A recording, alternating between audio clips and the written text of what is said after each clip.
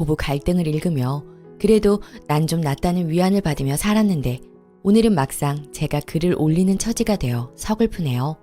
저는 신랑과 30대 중반의 늦은 나이로 만났습니다.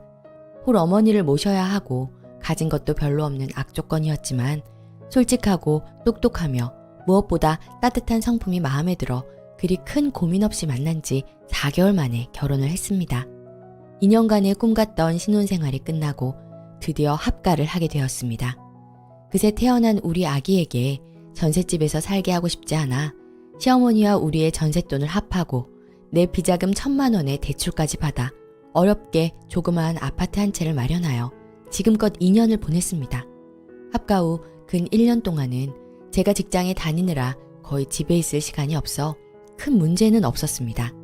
다만 살아온 방식이 너무 다른 시어머니와 아주 사소한 문제로 부딪히기는 했습니다. 예를 들어 해가 지면 절대 머리를 감을 수가 없다는 것과 빨래를 삶을 때 아기 빨래와 신랑 빨래를 같이 삶아서는 안 되며 현관 청소를 할 때에도 문턱에 신발을 올려두면 안 되고 등등. 그런데 제가 직장을 관두고 둘째를 임신하여 집에 있는 시간이 많아지자 갈등이 본격화되었습니다. 한 번은 밤에 아이를 잠재우려고 양치를 시켰는데 주지 말라고 그렇게 말씀드렸는데도 아이가 원한다고 매실 주스를 꺼내오셨기에 끝까지 말렸더니 소리소리 지르시면서 오이를 굶으시더군요. 어머니 손해니까 식사는 하시라고 하니 굶어 죽었다고 신문에 날 테니 상관 말라고 하시더군요. 시어머니는 자식들에게 매우 헌신적인 분입니다. 그런데 문제는 그걸 늘 내세우시며 대접받기를 원하신다는 거죠. 게다가 바깥 출입을 거의 안 하십니다. 일주일이나 2주에 한 번쯤 장을 보시거나 목욕을 갈 때가 아님 24시간을 집에만 계십니다. 집에서 온종일 하시는 일이라곤 새끼 밥 차리시는 겁니다. 자신의 음식 솜씨에 대한 자부심도 대단하셔서 내가 뭘 좀 만들려고만 하면 잔소리이십니다. 샐러드를 크게 썰었니, 김밥에 깨소금을 왜 넣느냐, 계란말이 위에 케첩은 뭐 때문에 뿌리느냐 등등. 내가 김치를 썰면 맛없어 보인다 하시고 찌개를 담으면 그런 그릇에 담으면 음식이 없어 보인다고 눈앞에서 그릇을 바꿔버립니다. 그래서 저 집에서 일체 식사 준비를 안 합니다. 일일이 신경전을 벌이기 싫어서요. 남들이 보기엔 시어머니 부엌되게 만들어 놓고 밥 얻어먹는 천하의 나쁜 며느리로 비칠지 모르겠지만 그게 저로선 제일 나은 방법이었습니다.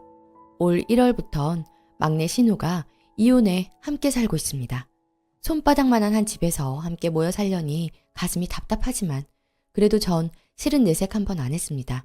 왜냐면 갈 곳이 없는 걸 뻔히 아니까요. 그리고 우리 신우도 경우가 없는 사람이 아니라 자리 잡히는 대로 독립하려고 노력 중입니다. 시어머니가 딸 편히 자라고 거실에 나와서 주무시더군요. 한겨울에도 갑갑하다고 문을 열어놓고 주무시는 것만 해도 불편한데 말입니다. 근데 자식 사랑이 넘쳐나는 시어머니의 잔소리 때문에 사흘 들어 모녀간에 큰 소리가 오가며 통곡입니다. 태교를 해야 하는 나는 안중에도 없고 4살 된 우리 딸 앞에서 말입니다. 근데도 핏줄이 다른지 딸하고 싸운 날은 단 하루 굶으시더군요. 자기 아들인 신랑도 집이 지옥 같다고 하는데 전 어떻겠습니까? 신랑은 아버지 없이 어렵게 컸지만 혼자 아르바이트하며 대학 4년 내내 장학금 타느라 그 흔한 MT 한 번 다녀온 적이 없는 사람입니다. 어렵게 대기업에 입사해서 꿈을 펼쳐보려다 어머니와 연관된 일 때문에 직장도 그만둬야 했습니다. 그 어려운 형편에도 굿을 한다고 난리치고 채소 장사를 하다가 일수비 4천만 원을 져서 신랑이 직장 다니며 밤에는 붕어빵을 구워 팔며 그 빚 다 갚았다더군요. 한때는 그런 어머니가 너무 힘들어 나쁜 생각도 한 적이 있는 불쌍한 사람입니다.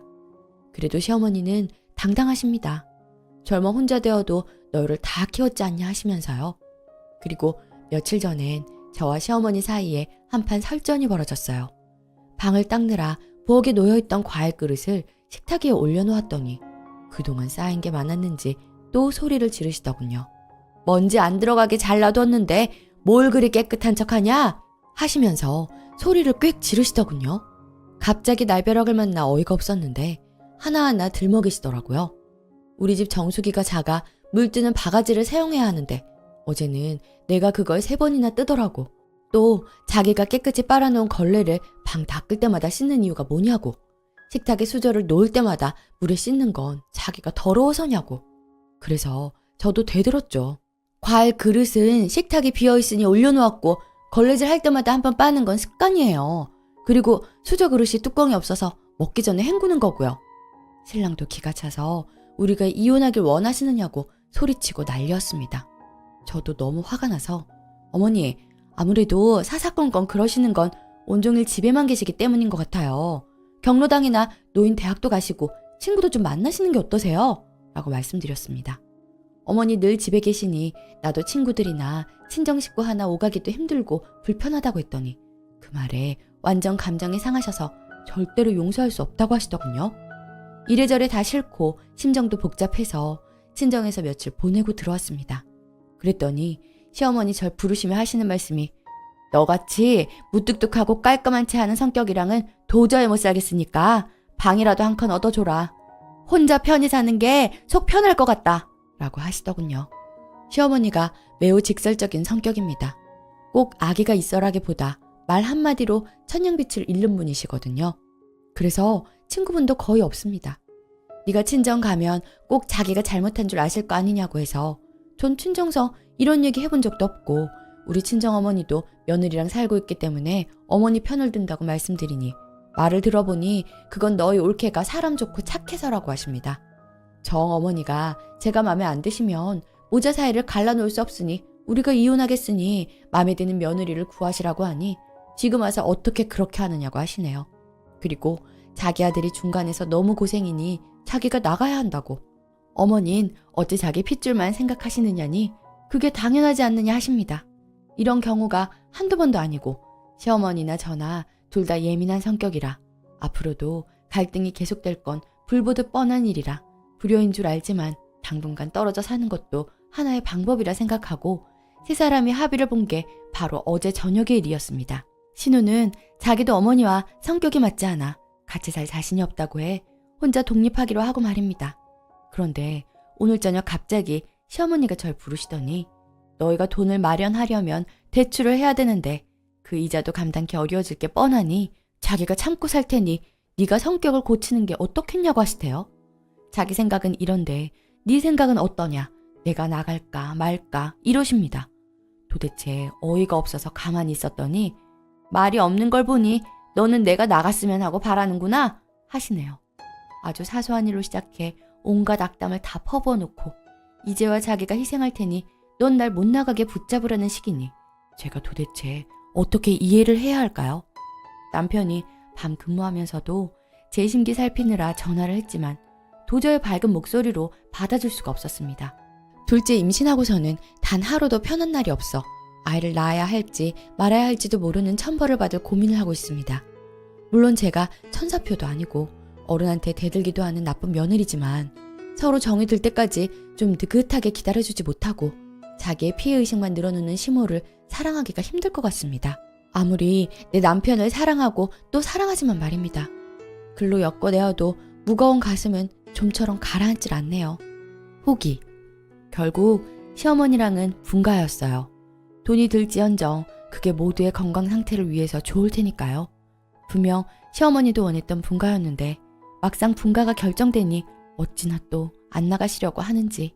그런데 따로 살지 않으면 정말 제가 죽을 것 같아서 완강하게 대놓고 따로 살자 말씀드렸네요. 곧 있으면 아이가 나와요. 어머님도 본인 자식들이 있는 것처럼 저도 행복한 기운으로 저희 아이들에게 사랑을 주고 싶어요.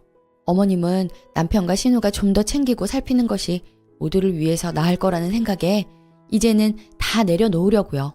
비록 그게 나쁜 며느리의 타이틀을 달지언정 저와 제 가족들의 행복을 위해서 말입니다. 진심으로 조언해 주셔서 정말 감사드립니다. 댓글. 성격 하루아침에 안 고쳐지니 어머님 나가서 살으라 하세요. 뭘 망설이십니까? 이미 나쁜 며느리 다 되었는데 어머님도 원하시던 분가였으니 다시 말하지 말라고 확실히 못 박으심이 좋을 듯. 고생 많이 하셨네요. 빨리 마음 편해지시고 태교도 많이 하시길 바래요. 두 번째 사연. 혼자 밥 못 먹는 남편.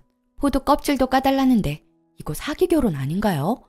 안녕하세요. 저희 집에 혼자 밥 못 먹는 사람이 있어서 그 이야기를 해보고자 이렇게 글을 씁니다. 바로 남편인데요.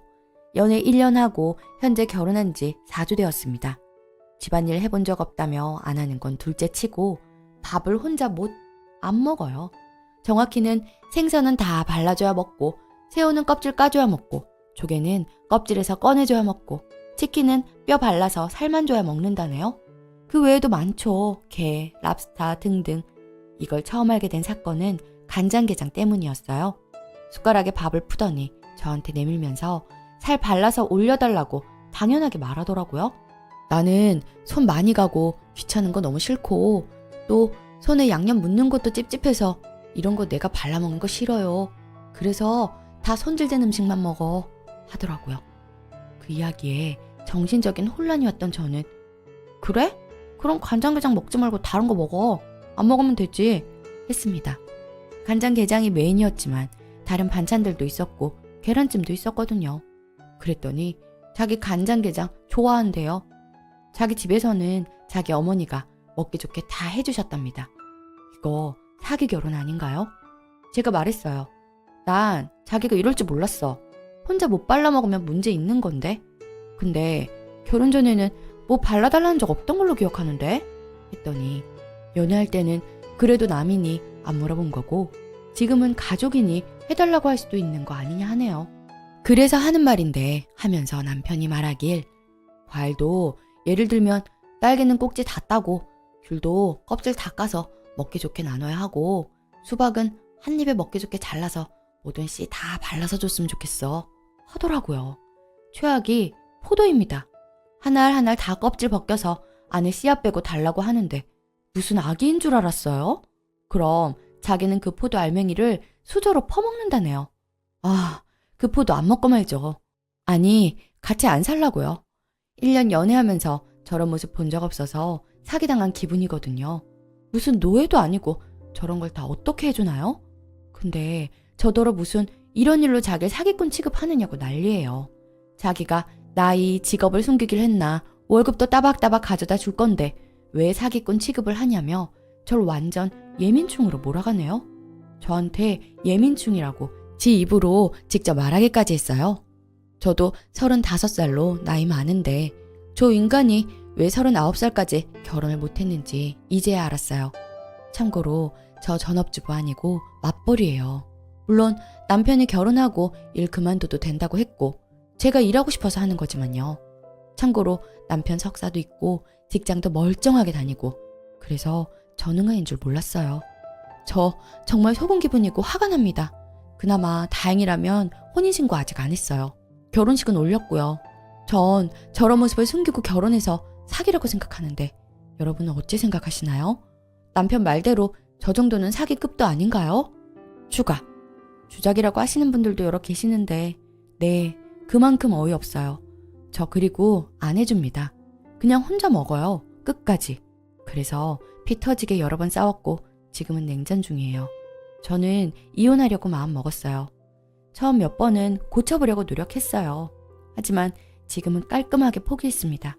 시엄마한테 돌려주려고요. 39년 동안 시어머니가 해줬다 해도 결혼했고 성인이면 혼자 해보려고 시도를 해야 하는데 그런 노력이 없고 저한테 끝까지 해달라고 떼쓰는 모습을 보니 정이 다 떨어졌습니다. 남편의 제일 큰 문제는 지가 문제인지도 몰라요. 적반하장입니다. 제가 끝까지 안 해주면 숟가락을 식탁에 확 내리치거나 던지면서 바닥에 내동댕이 치며 안 먹어 이러고 방에 들어가 버립니다. 그리고 혼자 배달 시켜 먹습니다. 웃긴 건 밥은 처먹으려고 포장된 음식 오픈하는 건 하면서 처먹고 난 뒤 정리는 안 합니다. 그대로 식탁 위에 내버려둡니다. 저런 남자가 저 문제만 있겠어요? 살림 안 해요. 할 줄 몰라, 여보가 해줘 이런 말들을 달고 삽니다.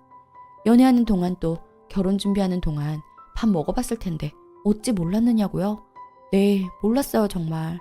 저랑 연애하는 동안 저런 모습 보인 적이 없어요. 둘 다 부모님과 아직 함께 살고 있어서 항상 밖에서 데이트했어요. 밥 먹고 술도 한잔하고 커피도 마시고 드라이브하고 전염병 너무 심할 때는 많이 안 만난 기간도 있는데 그래도 1년 동안 결혼을 전제로 깨알같이 많이 만났는데 진짜 몰랐어요.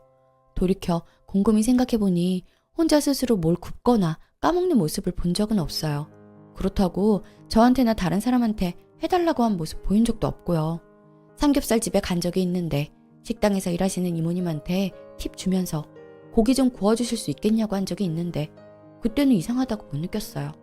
파스타, 횟집, 뷔페, 스테이크 등등 그래도 많이 먹으러 다녔고 기억나는 건 스테이크 혼자 썰어 먹었고요. 아무튼 전 마음 정리 다 되었고 이혼하려고 합니다. 혼자 살았으면 살았지 절대 같이 못 살 것 같아요. 남 수발 들면서 살라고 저희 부모님이 저 키워주신 거 아니니까요. 댓글. 할 줄 몰라서 그러겠어요? 지능이 낮아서도 아니죠. 침팬지도 바나나 껍질 까서 먹던데. 연애할 때는 정상인인 척 하다가 결혼했으니 못 모르겠지 하면서 아내를 부려먹기 위해 길들이는 중이겠죠. 이혼하자 하면 더러워서 내 손으로 먹는다 이러면서 양보하는 척 할 것 같은데 소송으로 가요. 오늘의 사연은 여기까지입니다.